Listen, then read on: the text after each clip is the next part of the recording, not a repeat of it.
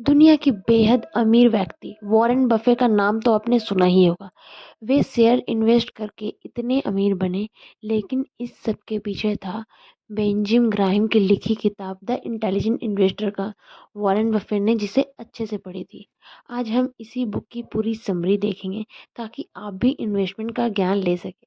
तो आइए हम स्टार्ट करते हैं। Number one, the history of stock market. Stock में इन्वेस्ट करने से पहले आपको मार्केट की हिस्ट्री का पता होना चाहिए। यह भी पता होना चाहिए कि किस शेयर ने पास्ट में कैसा परफॉर्म किया था। इससे आपको शेयर की चाल समझ आएगी और आप उससे धोखा नहीं खाएंगे। जैसे आपको पता ही होगा कि 2008 में मार्केट क्रैश हो गया था, लेकिन जिन लोगों ने उस समय इन्वेस्टमेंट किया वो आज करोड़पति है, क्योंकि उन्होंने शेयर बहुत कम दामों में खरीदे थे। ऐसे ही 2019 में जब कोरोना वायरस आया, वह समय भी इन्वेस्ट करने के लिए अच्छा था। कुछ लोगों को नुकसान भी हुआ था, लेकिन अगर वो एवरेज कर लेते, यानी उसी शेयर को कम दामों में खरीद लेते, तो उनका नुकसान फायदे में बदल जाता। तो इस तरह मार्केट हिस्ट्री हमें बताती है कि मार्केट कभी ना कभी बुरी तरह से क्रैश करता है। उस समय हमें फायदा उठाना चाहिए, ना कि पैनिक करना चाहिए। Number two, beware of inflation. समय के साथ आपकी दौलत की वैल्यू कम हो जाती है। जैसे 2000 में मिलने वाले 10,000 और आज के 40,000 बराबर है। मतलब आज आपके 10,000 उस टाइम के मुकाबले 2500 की वैल्यू रखते थे। ऐसा इन्फ्लेशन यानी महंगाई की दर के बढ़ने के कारण होता है। अगर आपकी सैलरी में 2% का इंक्रीजमेंट हो जाता है, लेकिन अगर इन्फ्लेशन 4% से बढ़ जाता है, तो वास्तव में अगर देखा जाए तो 2% का आपको नुकसान ही हो रहा है। इसलिए अगर आप पैसा घर पर या बैंक में रखते हैं, तो वो समय के साथ ग्रो नहीं होता और वो आपके लिए एक नुकसान ही होता है। अगर आप उसे इन्वेस्ट करते हैं तो वो आपको 10 गुना बढ़कर मिलता है। Number third, stock inflation. Inflation को सबसे ज़्यादा बीट शेयर करते हैं और कई गुना रिटर्न देते हैं, लेकिन इन्वेस्ट करने से पहले शेयर मार्केट के बारे में उचित ज्ञान हासिल करना चाहिए। थोड़ा इन्फ्लेशन बढ़ना फ़ायदेमंद होता है, क्योंकि उससे कंपनीज भी अपने रेट बढ़ाती है और शेयर का प्राइस ऊपर चला जाता है। लेकिन बहुत ज़्यादा इन्फ्लेशन नुकसानदायक भी होता है, क्योंकि इससे महंगाई भी बढ़ जाती है, कंज्यूमर सामान नहीं खरीद पाते हैं और कंपनी को बहुत घाटा होता है। Number four, real estate investment trust. ये ऐसी कंपनीज है जो प्रॉपर्टी और बिल्डिंग आदि पर रेंट पर देती है। इन्फ्लेशन को पूरी तरह बीट करती है। इन्फ्लेशन का इन पर ज़्यादा असर नहीं पड़ता और इन्वेस्टर्स को भी घाटा नहीं होता। जैसे अगर आप प्लॉट लिए हैं तो उसकी कीमत बढ़ेगी ही, अचानक से नहीं गिरेगी। दूसरों और दूसरी ओर शेयर एकदम से गिर जाते हैं और कुछ लोग सड़क पर भी आ जाते हैं। ऐसा ही अगर अपनी बिल्डिंग किराए पर चढ़ाई है तो आपको किराया देता रहेगा। आपको किराया एकदम से ऊपर नीचे नहीं होगा। इसलिए रियल एस्टेट में इन्वेस्टमेंट करना बेस्ट माना जाता है और सेफ भी समझा जाता है। Number five, age doesn't matter. Investment करने की कोई उम्र नहीं होती। यह किसी भी उम्र में सीखी और शुरू की जा सकती है। इसलिए अपनी उम्र को इसके आड़े ना आने दे, लेकिन कुछ बातों का ध्यान जरूर रखें।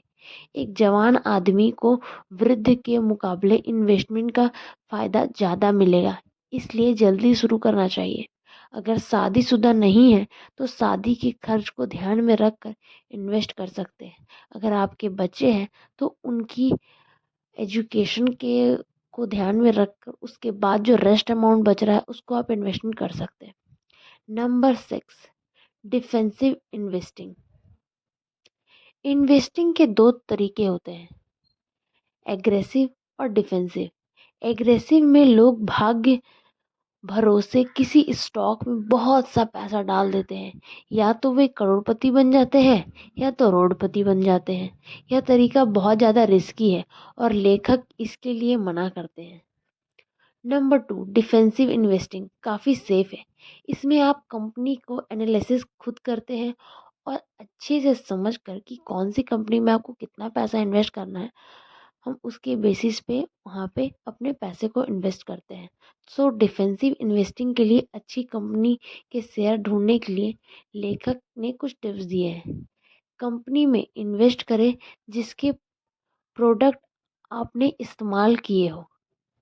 उस कंपनी में एसेट्स और लायबिलिटीज से ज़्यादा होनी चाहिए। कंपनी पर कर्ज नहीं होना चाहिए या बहुत कम हो। कंपनी ने 10 साल तक लगातार मुनाफा कमाया हो। कंपनी ने 20 साल से डिविडेंड दिया हो। कंपनी के शेयर्स की पीई रेशियो पिछली अर्निंग की 15 गुना से ज़्यादा ना हो। Price to assets ratio book value से 5 गुना से ज़्यादा ना हो। इन टिप्स को ध्यान में रखकर अगर आप शेयर लेंगे तो आप एक सही शेयर का चयन कर सकते हैं। Number 7, enterprising investing. समझदार इन्वेस्टर जिन्होंने स्टॉक्स का काफ़ी ज्ञान हासिल किया है, लॉन्ग टर्म तक मार्केट में बने रहना चाहिए। ऐसे इन्वेस्टर्स के लिए बेंजामिन ग्राहम ने प्रिंसिपल बताए हैं। हमेशा लंबे समय के लिए इन्वेस्ट करें क्योंकि मार्केट ऊपर नीचे होता रहता है, लेकिन लंबी अवधि में वह ऊपर ही जाता है। पता करें कि आपकी मानसिकता कैसी है। क्या आप शेयर के गिरने से बहुत डर जाते हैं? अगर ऐसा है तो शेयर के बदले इंडेक्स फंड में पैसे लगाएं। ये एक तरीके का म्यूचुअल फंड होता है जो आपके पैसों को सिर्फ टॉप और कंपनीज में लगाते हैं। उस कंपनीज में कभी इन्वेस्ट ना करें जो पिछले कई सालों से घाटे में जा रही हैं। पेनी स्टॉक्स में पैसा ना लगाएं, बहुत बार वे डूब जाते हैं। कंपनी की मैनेजमेंट के बारे में जानें, बहुत आगे ले जाती है और आपको प्रॉफिट होती है। हमेशा खबरें पढ़ें, लेकिन फेक और पेड न्यूज़ से सावधान। एक्सपर्ट पर भी अपनी नज़रें बनाए रखें, उन पर भी भरोसा रखें। आपका पैसा इसलिए आप डिसीजन लें। Number 8, how to invest in stocks. Benjamin Graham ने स्टॉक्स इन्वेस्टमेंट में और भी कई सारे टिप्स दिए हैं, जिनके प्रमुख इस प्रकार हैं। कभी भी डे ट्रेडिंग ना करें, यह बहुत ही रिस्की होता है, जिसे हम आज ऑप्शंस ट्रेडिंग के नाम से जानते हैं। सब आईपीओ में इन्वेस्ट ना करें, वे बहुत हाई प्राइस पर मिलते हैं। आईपीओ आपको लाभ देते हैं, बहुत बड़ी कंपनी धीरे धीरे ग्रो करती है, इसलिए ऐसी कंपनी में भी पैसे ना लगाएं जिसकी पीई रेशियो 25 से ज़्यादा है। गिरते हुए मार्केट में अच्छे शेयर खरीदें। कभी भी गिरते चाकू को ना पकड़े, मतलब जो कंपनी डूब रही है उसमें पैसा ना लगाए। बेशक उसका शेयर कितना भी सस्ता मिल रहा हो, हाथ कट जाएगा। जिस कंपनी में स्कैम्स हुए हैं उसको शेयर्स ना खरीदें। Number 9, evidence based investing. आपकी इन्वेस्टमेंट एविडेंस पर बेस्ड होनी चाहिए। कुछ लोग दूसरों को देखा देखी पैसा लगा देते हैं और फिर इंतजार करते रहते हैं। उन्हें यह भी पता नहीं होता कि उन्होंने एक साल में शेयर्स में कितना रिटर्न कमाया। इसलिए प्रॉपर एनालिसिस खुद से करें। जब आपको पोर्टफोलियो में बहुत सारे शेयर्स होते हैं, उनमें कुछ लॉस होते हैं, कुछ प्रॉफिट होते हैं। ऐसे में नेट प्रॉफिट और नेट लॉस का पता लगाना मुश्किल हो जाता है, लेकिन डायरी पर लिखकर एक बेसिक मैथ्स करके आप पता लगा सकते हैं। जिस शेयर ने प्रॉफिट कमाया है और अब उसके और बढ़ने की उम्मीद नहीं है तो उसे बेच दे। कुछ लोगों को उन शेयर से प्यार हो जाता है, तो ऐसा बिल्कुल भी ना करें। वे सोचते हैं अगर हम इसको बेच देंगे तो हम प्रॉफिट बुक नहीं कर पाएंगे, हम वो लॉस बुक नहीं करना चाहते।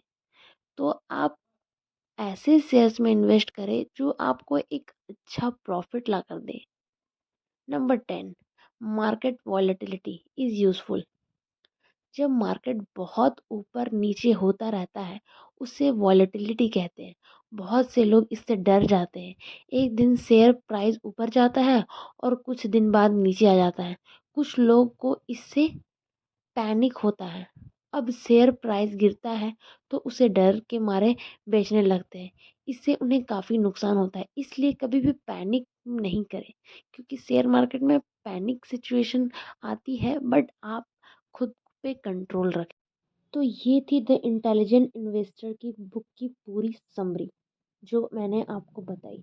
तो अगर आपको ये वीडियो पसंद आ रही है और ऐसी वीडियोस आप देखते रहना चाहते हैं तो चैनल को सब्सक्राइब कर लीजिए, बेल आइकन पे क्लिक कर लीजिए, दैट मीन आने वाली किसी भी वीडियोस की नोटिफिकेशन आपसे मिस ना हो। और हाँ, अगर आपको किसी और टॉपिक या किसी और बुक की समरी में वीडियो चाहिए तो आप मुझे नीचे कमेंट सेक्शन में कमेंट करके बता सकते हैं। Thank you for watching this video.